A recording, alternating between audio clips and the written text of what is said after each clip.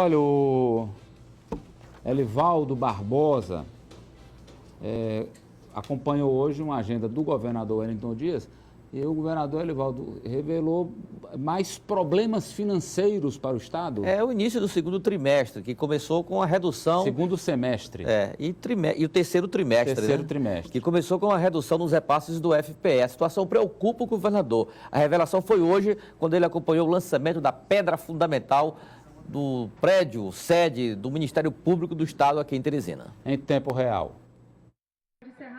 No lançamento da pedra fundamental da nova sede do Ministério Público do Estado, a Procuradora-Geral de Justiça, Zélia Saraiva, lembrou a importância da obra para a instituição.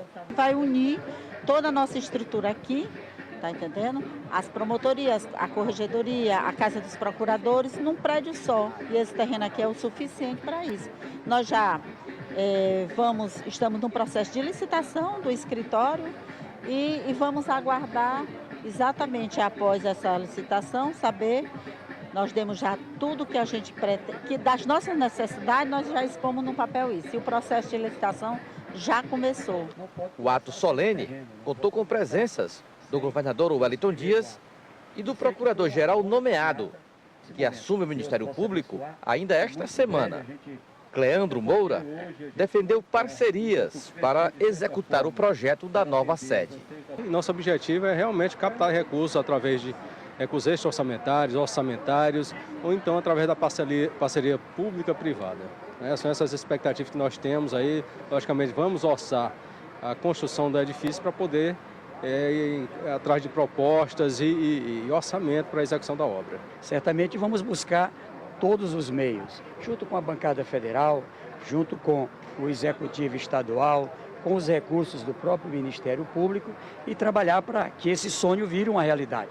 Ter uma estrutura adequada para que o Ministério Público, que tem uma missão muito destacada, importante dentro da sociedade piauiense brasileira, possa atuar de forma adequada, numa estrutura adequada, bem equipada. E na área financeira, o governo do Estado não começa bem o terceiro trimestre do ano. O governador Wellington Dias revelou nesta segunda-feira queda nos repasses do FPE, o Fundo de Participação dos Estados, a principal receita de transferência federal para o Piauí, em pelo menos 20%. Esse trimestre que estamos vivendo agora talvez seja o mais desafiador. Só para você ter uma ideia, agora em julho, a receita com o Fundo de Participação do Estado, ela teve uma queda real, uma queda em relação ao ano passado de 20%. Ela normalmente é uma receita baixa. Então, qual é o lado positivo? A equipe econômica avalia que por volta de outubro, novembro, dezembro, a gente tem uma resposta daquilo que o Congresso Nacional está ainda votando. Isso dá equilíbrio nas contas federais, permite uma capacidade maior de investimento do governo federal, que ajuda na outra parte, que é a metade das receitas do Piauí, a ter um crescimento mais sólido. Para o governador, a saída para o Estado contornar as quedas nos repasses do Fundo de Participação. Qual é o lado bom? É que continua o Piauí tendo um ritmo de crescimento bem acima da média brasileira. Então isso permite que a receita própria, de alguma forma, evite um colapso maior da parte do Estado. Aparentemente, essa situação financeira do Estado só vai desanuviar no ano que vem. Estamos recebendo aqui o presidente do PCdoB no Piauí, o ex-deputado Osmar Júnior. Boa tarde. Boa tarde, Amadeu. Obrigado pela presença. O Elivaldo, o professor Osmar reuniu Firmino Filho e o Wellington Dias. Foi isso?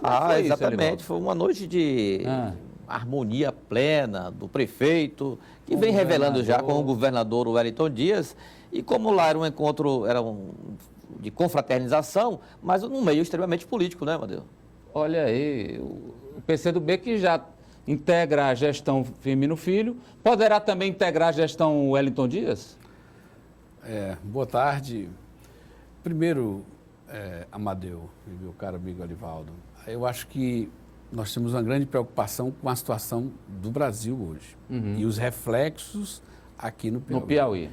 Você imagina que governar o Piauí é governar um estado com um PIB per capita que é 1/4 do PIB de São Paulo.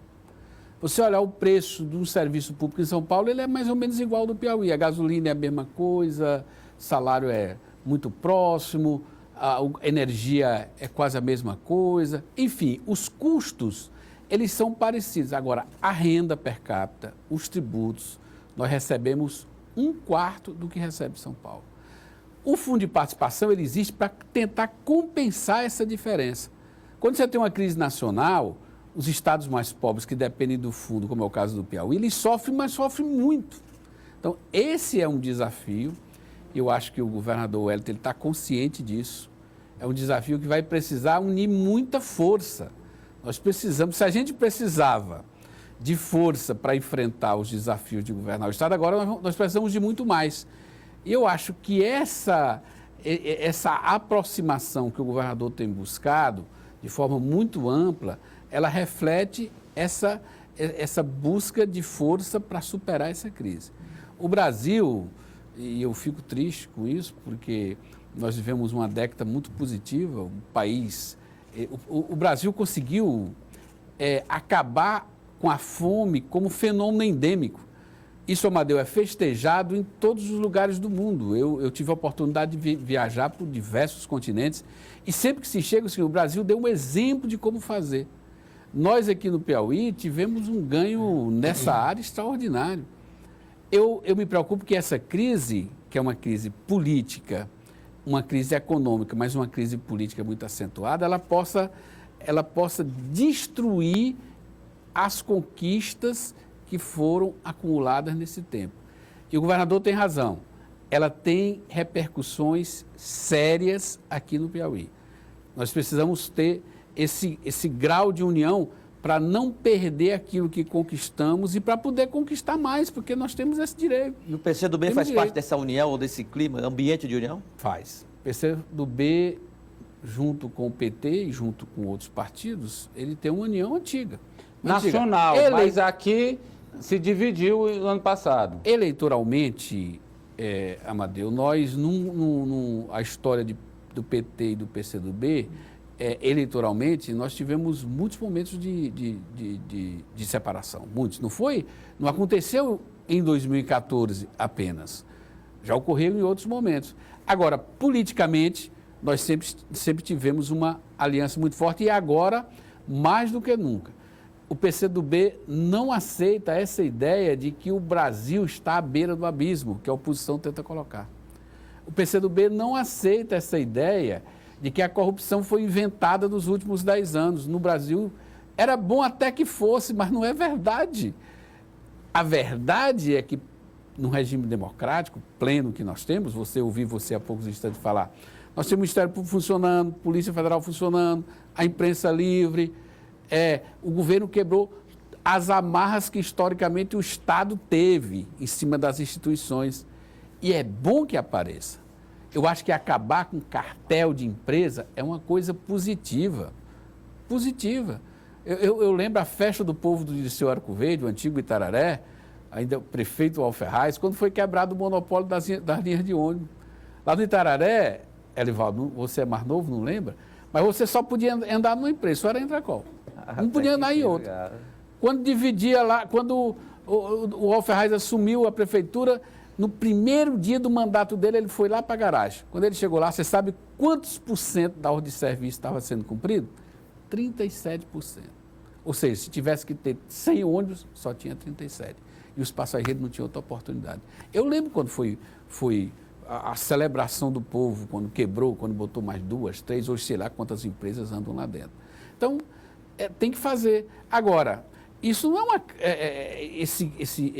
esse ambiente de cartelização, ele não é novo, ele está sendo enfrentado agora. E, na minha opinião, enfrentado de forma diferente, dependendo do estado. Existe um cartel do metrô em São Paulo. Esse cartel foi identificado, esse cartel já foi apurado, ele já tem gente com contas na Suíça. A diferença é que lá nenhum foi preso, nenhum, zero.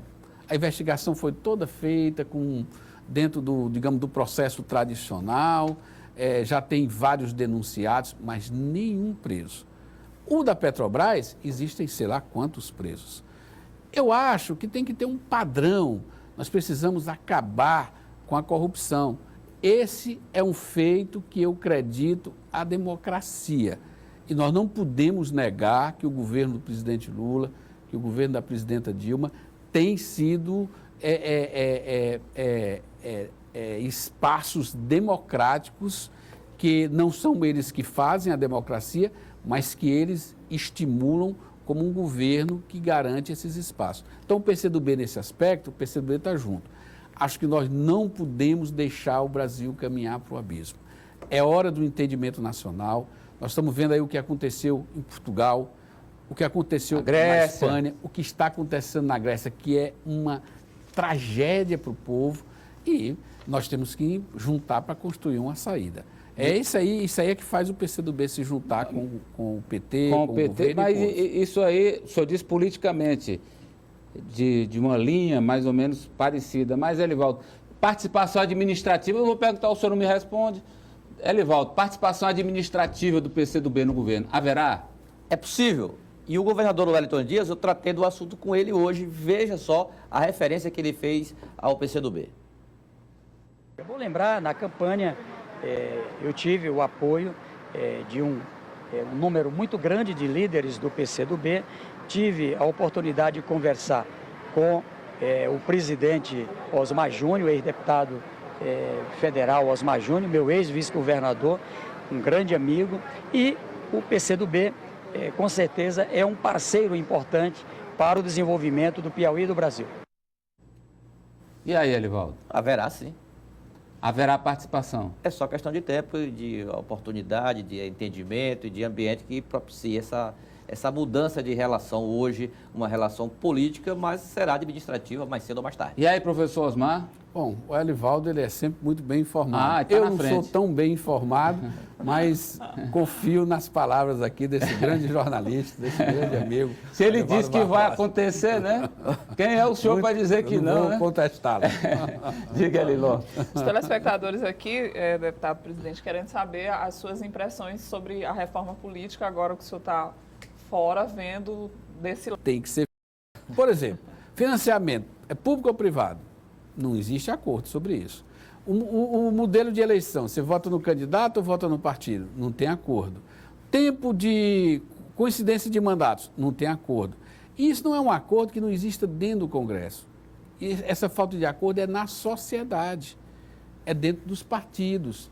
Portanto, fazê-la é muito difícil. Qual o problema que eu vejo no modelo atual? É que as campanhas estão cada vez mais individualizadas. Um candidato, ele tem campanha própria, ele tem receita própria, a lei permite, tem CNPJ próprio, tem arrecadação própria, faz a sua própria prestação de contas. Portanto, o parlamento termina sendo um ajuntamento de pessoas e não uma reunião de correntes políticas. Você não tem como negociar. Então, hoje, para ser deputado, cada vez mais isso está crescendo, você depende de ter uma superestrutura que sustente a sua campanha ou, eventualmente, numa situação que você está vinculado a um movimento, a uma determinada causa, mas isso é raro ocorrer. A regra é a campanha individualizada. Eu acho que esse é o grande problema, a grande dificuldade e é também a dificuldade mais difícil de ser enfrentada. Quero agradecer pela presença. Agradeço a oportunidade de estar mais uma vez aqui. Obrigado.